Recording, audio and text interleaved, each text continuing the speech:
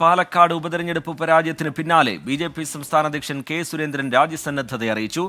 President സ്ഥാനം രാജിവെക്കാമെന്ന് ദേശീയ നേതൃത്വത്തെ അറിയിച്ചു. പരാജയത്തിന്റെ ധാർമ്മിക ഉത്തരവാദിത്വം ഏറ്റെടുക്കുന്നുവെന്നാണ് കെ സുരേന്ദ്രൻ അറിയിച്ചിരിക്കുന്നത്. ദീപക് ധർമ്മടം കോഴിക്കോട്ട് നിന്ന് വിവരങ്ങളുമായി ചേരുകയാണ്. ബി.ജെ.പി. രാഷ്ട്രീയത്തിൽ ഒരു നിർണായക ഘട്ടമാണ് ഇത്.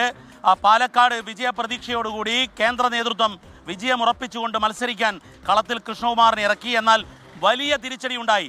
ആ തിരിച്ചടിയുടെ പേരിൽ കെ സുരേന്ദ്രനെ വലിയ രീതിയിൽ പാർട്ടിക്കകത്തു നിന്നും ഒരു വിഭാഗം ആക്രമിക്കുന്നു. ഈ ഘട്ടത്തിലാണ് കെ സുരേന്ദ്രൻ രാജിസന്നദ്ധത അറിയിച്ചിരിക്കുന്നത്. രാജിസന്നദ്ധത ദേശീയ നേതൃത്വത്തെ കെ സുരേന്ദ്രൻ ഔദ്യോഗികമായി തന്നെ അറിയിച്ചു എന്നാണ് നമുക്ക് വിവരം ലഭിച്ചത്. അതായത് ദേശീയ അധ്യക്ഷൻ ജെ.പി. നദ്ദ, ബി.എൽ. സന്തോഷ് സംഘടനാ ജനറൽ സെക്രട്ടറി, അദ്ദേഹമാണ് സംഘടനാ കാര്യങ്ങളെല്ലാം തന്നെ നോക്കുന്നത്. ബി.എൽ. സന്തോഷിനെയും അദ്ദേഹം നേരിട്ട് കെ സുരേന്ദ്രൻ രാജിസന്നദ്ധത അറിയിച്ചു. പാലക്കാട്ടെ തോൽവിയുടെ ധാർമ്മിക ഉത്തരവാദിത്തം ഏറ്റെടുക്കുന്നു.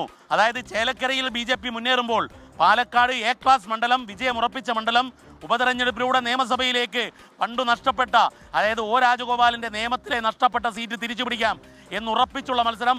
ആ മത്സരത്തിലെ തിരിച്ചടിയുടെ ധാർമ്മിക ഉത്തരവാദിത്തം ഏറ്റെടുത്തുകൊണ്ടാണ് കെ സുരേന്ദ്രൻ രാജിസന്നദ്ധത അറിയിച്ചിരിക്കുന്നത്.